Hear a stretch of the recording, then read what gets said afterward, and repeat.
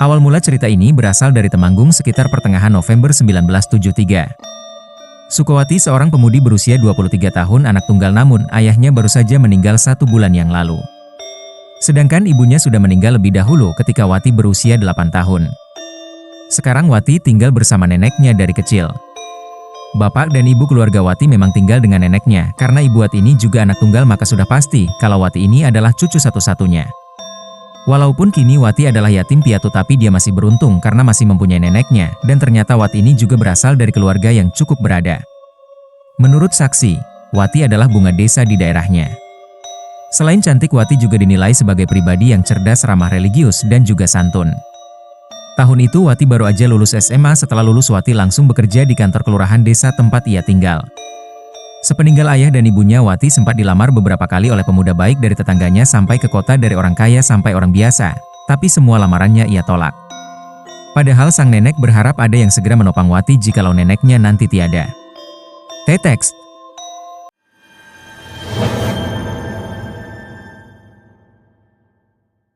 Orang-orang tahu pada saat itu Wati punya hubungan khusus dengan Bondan sejak saat SMA. Padahal neneknya tidak setuju dengan hubungan itu walaupun Bondan ini anak orang kaya tapi ia terkenal dengan urakan dan juga kasar. Tapi mereka malah menjalin hubungan dengan diam-diam. Padahal ayah Bondan juga tidak setuju dengan hubungan itu. Jadi dulu kakek Wati dan kakek Bondan pernah jadi lawan politik, yaitu sama-sama calon lurah di desa tersebut.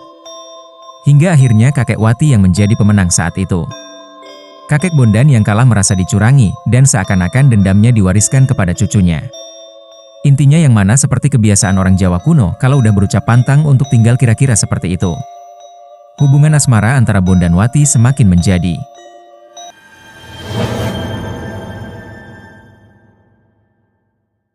Saat itu Wati sudah mulai kekurangan harus bekerja sendiri karena ia menghidupi sang nenek yang mulai sakit-sakitan.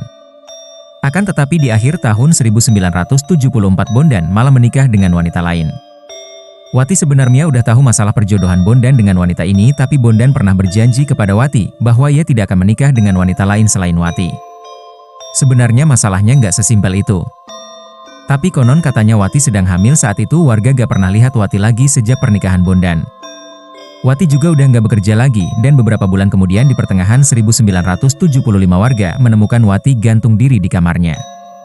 Jasad Wati baru ditemukan setelah beberapa hari itu juga karena ada tetangga yang lagi pengen jenguk nenek Wati.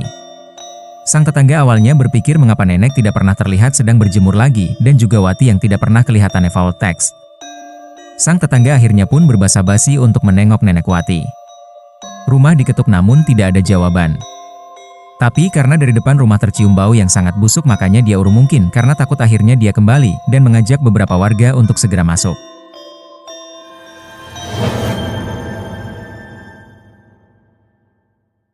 Karena pintunya tak terkunci, langsung saja warga masuk dan langsung menuju kamar nenek Wati.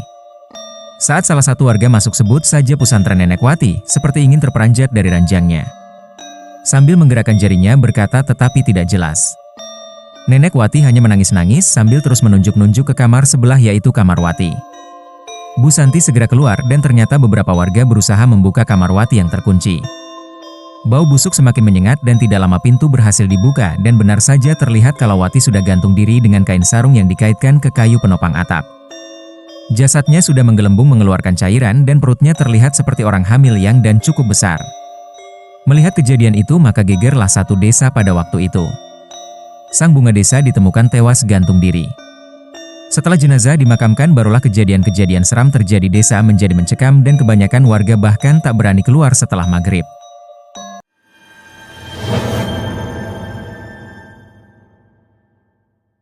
Tiga hari setelah kematian Wati, banyak warga yang bersaksi melihat pocong yang mereka yakini itu adalah Sukowati. Salah satunya adalah Dedi. Jadi waktu itu 3 hari setelah kematian Wati, sekitar pertengahan tahun 1975, listrik di desa itu belum merata. Si Dedi ini kebetulan listriknya gabung dengan rumah Pak Karwo, jadi 1 meteran listrik dibagi untuk 3 rumah Dedi, Pak Karwo, dan 1 tetangga lainnya. Karena keadaannya yang masih minim, jadi mereka cuma gabung sampai jam 9, sisanya pakai lampu minyak. Nah, jadi kalian udah bisa bayangin kan pencahayaan di depan jalan rumah Dedi. Hingga akhirnya pada suatu hari Dedi terbangun sekitar jam 12 karena ingin buang air besar. Dedi nggak pengen keluar rumah karena dulu tidak semua rumah punya jamban. Jadi dia harus jalan kira-kira sekitar 50 meter barulah pinggir desa. Ia mau bagaimana lagi karena memang hasrat sudah tidak bisa dibendung karena sudah berada di ujung tanduk. Mau gak mau Dedi harus keluar menuju jamban sambil membawa senter. Setengah berlari Dedi menuju jamban, sesampainya di sana ternyata Dedi melihat ada Pak Sulam tetangganya. Rasa takut Dedi semakin berkurang.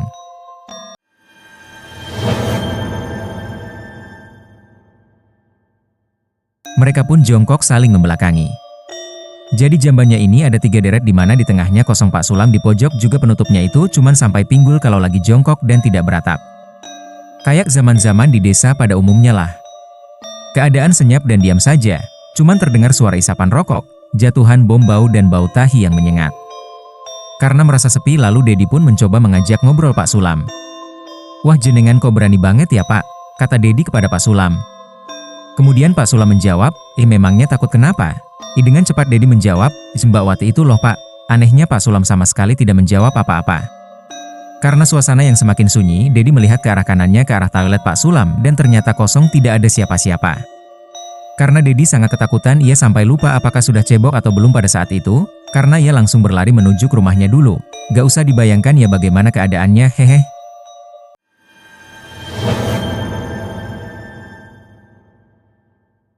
Sampai di depan rumah Dedi terpeleset jatuh dan saat ia sedang mencoba berdiri ia melihat ada sesosok putih di depan rumah tetangganya.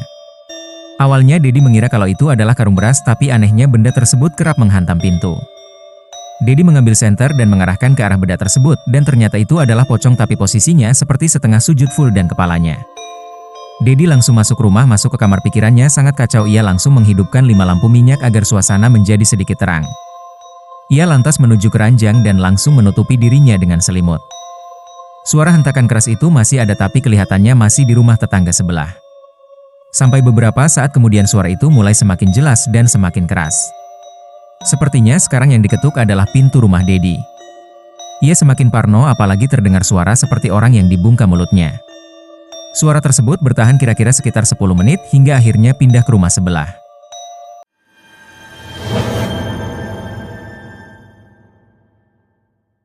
Keesokan harinya semua warga geger. Mereka bersaksi pintu rumahnya diketuk oleh sesosok pocong ini diduga adalah Mbak Sukowati. Masih ingatkah kalian sama neneknya Wati? Jadi setelah 40 hari kematian Wati ini, sang nenek menjadi sehat bugar bahkan sudah bisa sedikit jalan-jalan, bicaranya mulai agak lancar. Jadi sepeninggal Wati si nenek ini diurus keperluannya oleh warga sekitar. Singkat cerita di suatu sore sekitar jam 5 nenek sedang berjalan menggunakan tongkatnya dan menghampiri kerumunan warga yang sedang ngobrol-ngobrol di depan musola sekarang. "Iya ada apa nih Wati pulang bawa bayi?" kata nenek Wati. Warga kebingungan dengan perkataan si nenek. "Ayo lihat, kalau tidak percaya silahkan lihat sendiri," lanjut nenek Wati. Berkerumunlah warga yang penasaran ingin membuktikan omongan si nenek. Tapi setelah dilihat di situ ternyata tidak ada siapa-siapa. Tetapi warga tetap bergidik ngeri dikarenakan sang nenek ini ngotot bahwa cucunya yang udah mati bunuh diri itu kembali pulang ke rumah dengan membawa bayi.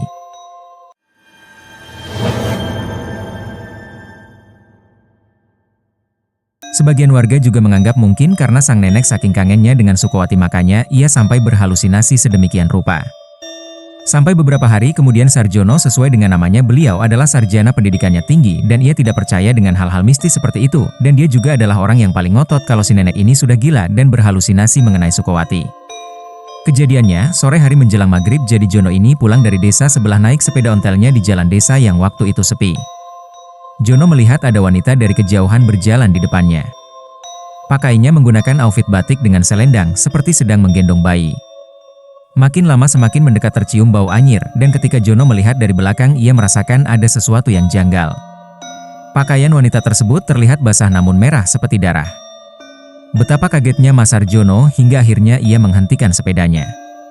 Sesaat sosok itu juga berhenti berjalan lalu membalikkan badannya dan tersenyum jahat lalu berkata, "Mas." Kemudian sosok tersebut berjalan mundur cepat sekali hingga akhirnya ia hilang di cabut ujung desa. Melihat hal tersebut, Jono langsung lari meninggalkan sepedanya. Setelah ia bertemu dengan warga, Jono bersumpah bahwa yang dilihat itu adalah Sukowati. Karena memang ia sangat hafal dengan tahi lalat di bawah matanya, dan dia juga mengatakan kalau kejadian itu terjadi sangat cepat. Karena kejadian itulah maka Mas Sarjono mengubah cara berpikirnya dari yang tidak percaya menjadi sangat percaya.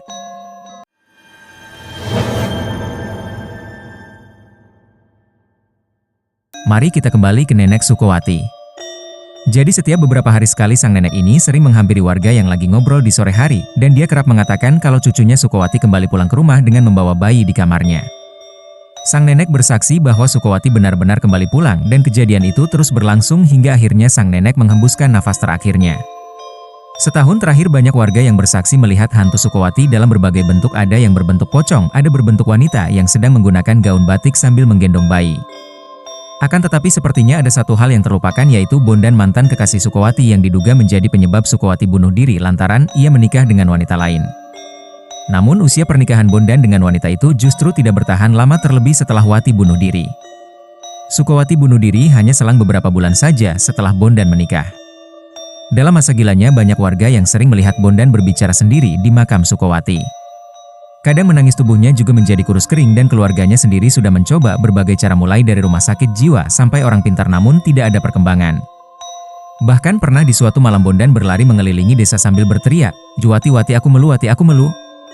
Pak Narso, narasumber dari cerita ini, pernah melihat Bondan duduk di depan makam Sukowati. Bondan menggaruk kepalanya sampai berdarah, mungkin karena kulit kepalanya mengelupas, dan dia juga sambil tertawa terbahak-bahak. Entah apa yang menyebabkan Bondan menjadi gila, tapi warga merasa kalau itu ada hubungannya dengan kejadian Sukowati. Mungkin saja Bondan ini merasa terlalu bersalah dengan bunuh dirinya Sukowati.